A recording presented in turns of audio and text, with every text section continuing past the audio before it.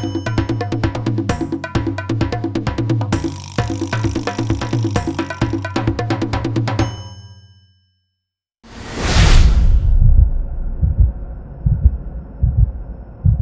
el contexto de la responsabilidad socioambiental, ¿cómo definimos esto de gobernanza? Mira, creo que hay que diferenciar lo que es un gobierno, una gobernanza y la gobernabilidad. Normalmente eso está ligado a los países, ¿no? Y los países son los que se gobiernan. Las empresas se administran. Eso es lo que el paradigma se dice. Por eso es que los gobiernos no son malos administradores, porque no saben administrar.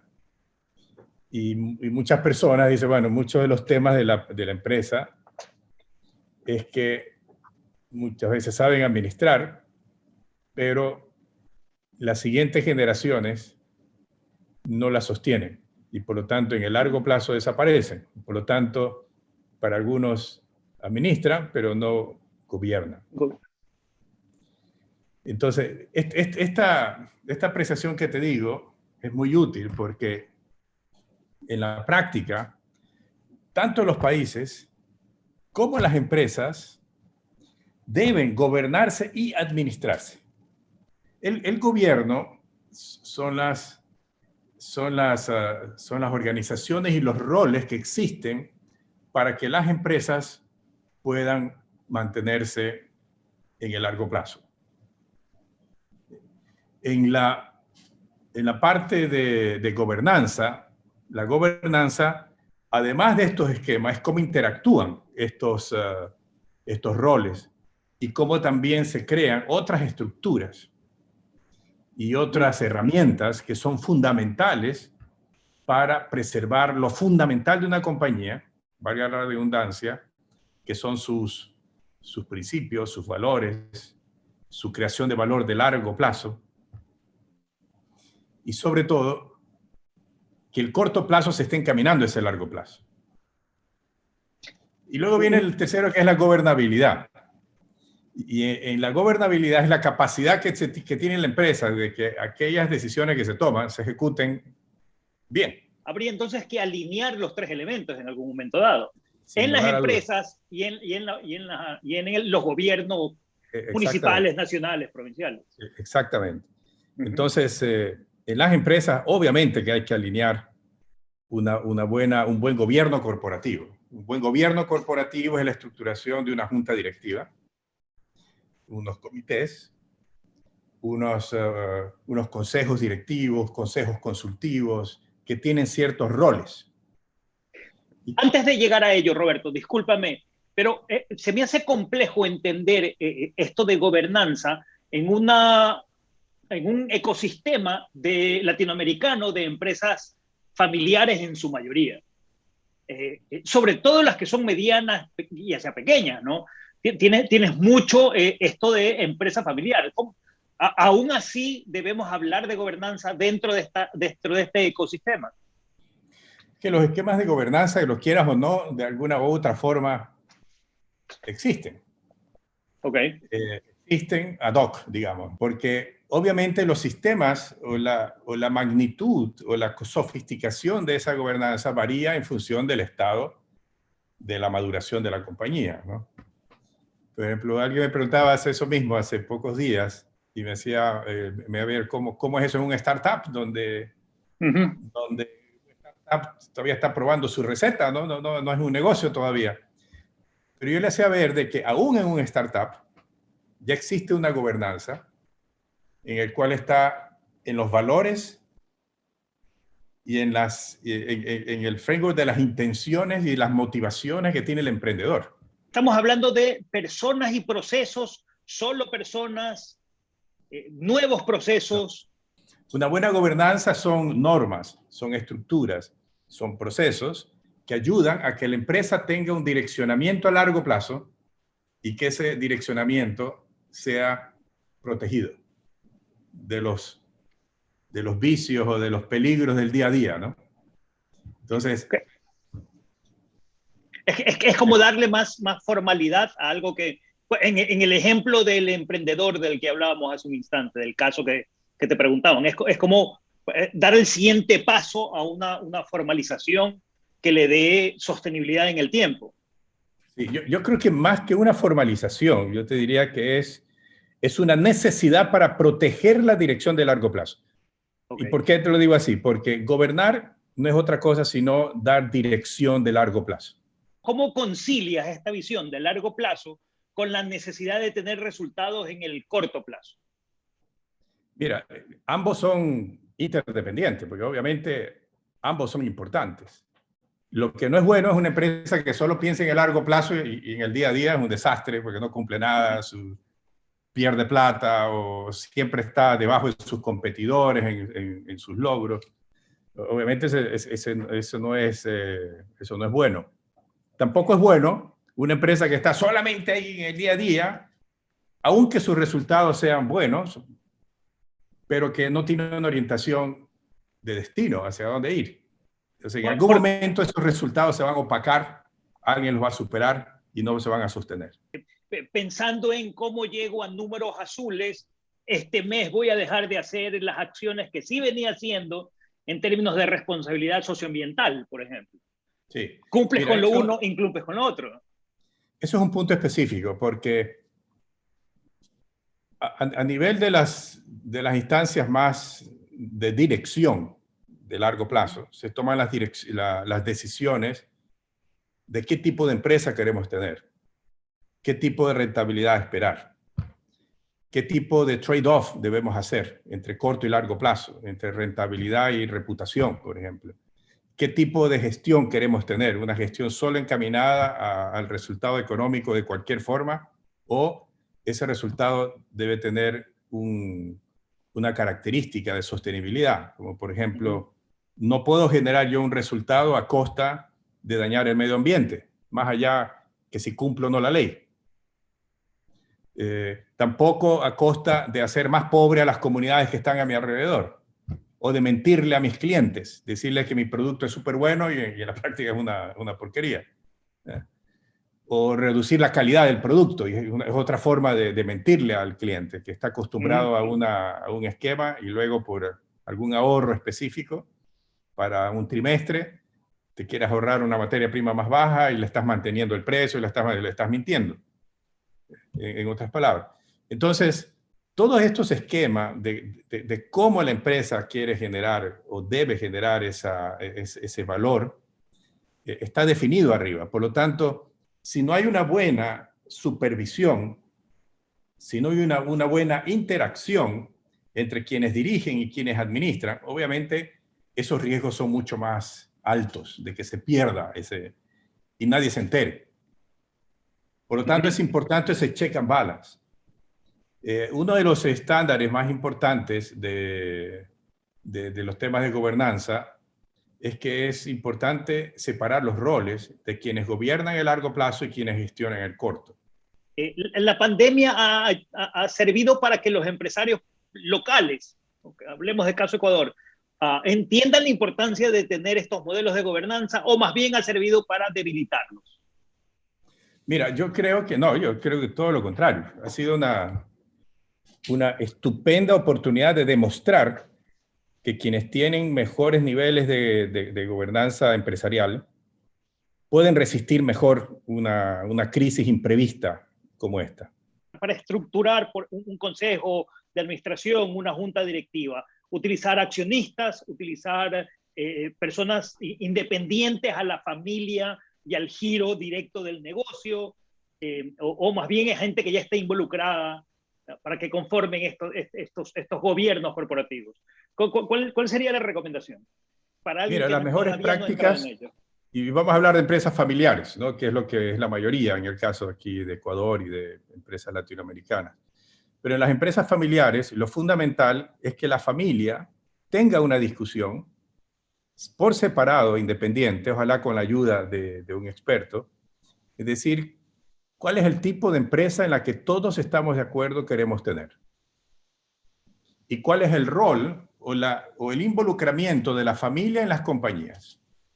Hay familias, por ejemplo, que determinan de que ningún miembro de la familia va a estar en las operaciones, por ejemplo, sino que vamos a tener un grupo lo más profesional posible. Y la familia está en las juntas directivas. Y esto, perdón, esto no es ni bueno ni malo, simplemente es una decisión que toma un grupo.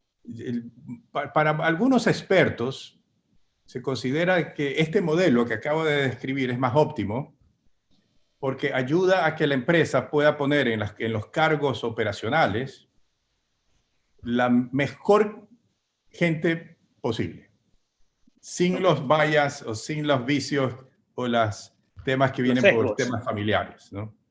Y solamente se determinan ciertas excepciones cuando algún miembro de la familia, aprobado por todo el consejo familiar, se establece ciertas excepciones por casos que pueden ameritarlo. Pero normalmente yo he visto en muchos casos que han sido muy exitosos, que son muy exitosos, que tienen esa premisa, de tal manera de que la empresa se administra con los mejores gestores posibles del mercado. Entonces, en la gestión de la empresa, viene el tema que ya te decía, ¿no? Quienes gobiernan, que están en la dirección de mediano a largo plazo, y quienes administran. Quienes gobiernan o están en la dirección, que son las juntas directivas, yo creo que la palabra clave para poder establecer la mejor forma de estructurarse una junta directiva es el equilibrio entre miembros de familia y miembros externos, lo más independiente posible. ¿Que conozcan del negocio o no necesariamente? Mira, ese es otro tema. El primero es ese equilibrio, ¿no? Accionistas o representantes de dueños, familia, y por otro lado, directores independientes que no tengan, obviamente, ningún tipo, que sean realmente independientes, ¿no? Y que se los tome en consenso en función, no es que cada persona de la familia nombra uno, este es mi hombre, o esta es mi directora, ¿no? Mi director. No, eso es una mala práctica. Y es una mala práctica porque cuando uno se sienta en una junta directiva, todos los directores, incluso los que son accionistas, pero sobre todo los independientes, más allá quién te recomendó, quién te puso ahí en la terna o en la nominación, tú cuando te sentaste, tú te olvidas de eso y tú tienes que pensar en todos los accionistas. El tener un gobierno corporativo te garantiza el aplicar temas de sostenibilidad, triples rentabilidades, o no hay una vinculación directa. Mira, yo creo que no te lo garantiza, pero te permite poner en agenda y te permite lograr una discusión sobre el tipo de empresa que queremos tener y cómo nos queremos medir nuestro éxito. Como humanizar el número también, humanizar el resultado, sí, de alguna manera. Yo creo que en el mundo hay una tendencia hacia un cambio importante en la sociedad y un cambio importante en la que la sociedad interactúa económicamente y culturalmente, influenciada por las tecnologías, influenciada por los cambios generacionales, por los impactos que tiene todos estos nuevos fenómenos, ¿no? Incontrolables como el cambio climático o el tema de las pandemias y vendrán otros seguramente. Entonces creo que las empresas están exigidas a adaptarse rápido a estos nuevos desafíos y evolucionar junto como está evolucionando la complejidad y la sofisticación tecnológica, cultural y económica. Y creo que eso hay empresas hoy en día que algunas lo detectan y por convicción, dice, hoy tengo mucho más escrutinio público que antes. El escrutinio público ya no es del gobierno o del municipio o de la autoridad, hoy es de las comunidades, que me lanzan ahí en la red social una denuncia y se multiplica, se viraliza y quedo como un malo de la película.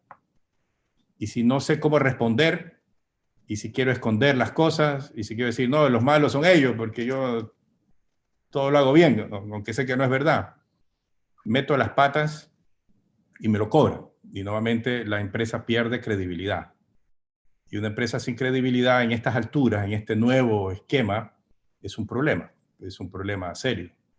¿Cuál sería tu recomendación a aquellas empresas o instancias que todavía no han incorporado este modelo?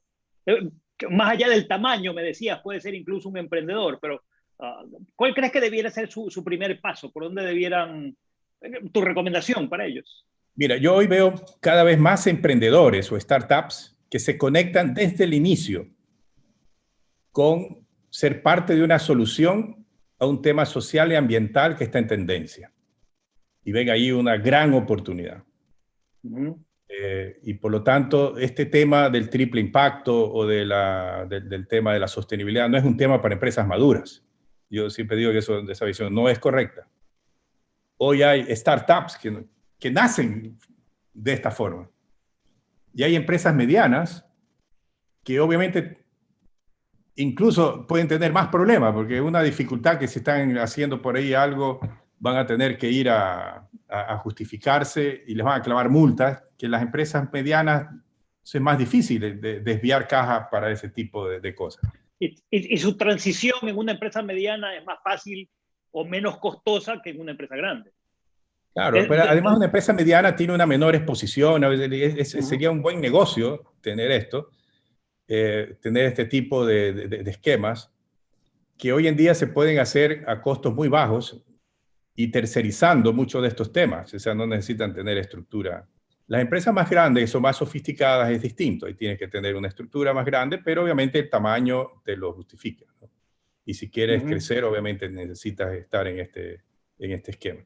Pero respondiéndote a la pregunta original, un buen punto de partida es al menos establecer en las empresas, sobre todo las familiares que a veces, o las unipersonales, ¿no? Que a veces son más difíciles de cambiar, es tratar de buscar un foro en el cual se pueda discutir la sostenibilidad del negocio más allá de su fundador, de su dueño actual o de su estructura actual. Y hacer una pregunta: ¿cómo creemos que este negocio, más allá de los que estamos hoy, sea más exitoso en los siguientes 10, 15, 20 años de lo que es hoy? Ahí hay un tema cultural también, ¿no? Hay un tema cultural también, Roberto, porque en ese ejemplo que citas, siempre puede recurrir el dueño, pensador, creador, emprendedor a la frase de siempre lo he hecho así y hasta ahora me ha ido bien. Y frente a ese esquema, yo creo que no hay que forzarlo. Yo creo que si alguien se siente cómodo de esa forma, y estos son estrellitas en el aire y que no se cree, yo creo que es muy difícil cambiar esa posición. La única forma de cambiar esa posición es cuando a esa misma persona y a esa misma empresa le provoca una crisis de la cual no puede salir, o para salir le cuesta muy caro. O cuando ve de que a su competidor que hizo la migración más rápido le va mejor que a estos. Okay. Y entonces en ese momento es mucho más fácil. Por eso es que digo, ese cambia por necesidad, no por convicción. Pero hay otra forma de hacer esto, que es trabajar con la nueva generación. Las nuevas generaciones de las empresas familiares ya vienen con un esquema de preparación distinto y están más conectadas con este tipo de tendencias. E incluso muchos de ellos son protagonistas de esa tendencia. Es que los tiempos están cambiando a un mundo, a un contexto en el cual lo constante es el cambio y la incertidumbre y la ambigüedad. Y lo extraordinario es la velocidad del cambio, y lo más extraordinario aún es lo posible de lo imposible. Y si eso estamos de acuerdo, entonces la pregunta es, ¿y nuestras empresas las estamos cambiando para ese esquema? Porque no pueden ser las mismas que hemos tenido en los últimos 25 años. Porque vamos a tronar. Y lo queremos hacer por un cambio de paradigmas, una transformación empresarial, o por una obligación de que en algún momento vamos a tener una crisis y ahí vamos a tener que hacer las cosas que podemos hacerlo ahora. Entonces yo creo que hay que hay que establecer un poquito, es el discurso, ¿no? Un discurso que haga sentido en las instancias que hace sentido. Porque este tipo de cosas, por ejemplo, no se definen en los mandos medios. Los mandos medios probablemente de hoy, que es gente joven, son los que más critican a las empresas en esto. Oye, pero aquí no hacemos esto, oye, acá no hacemos acá, oye, acá no...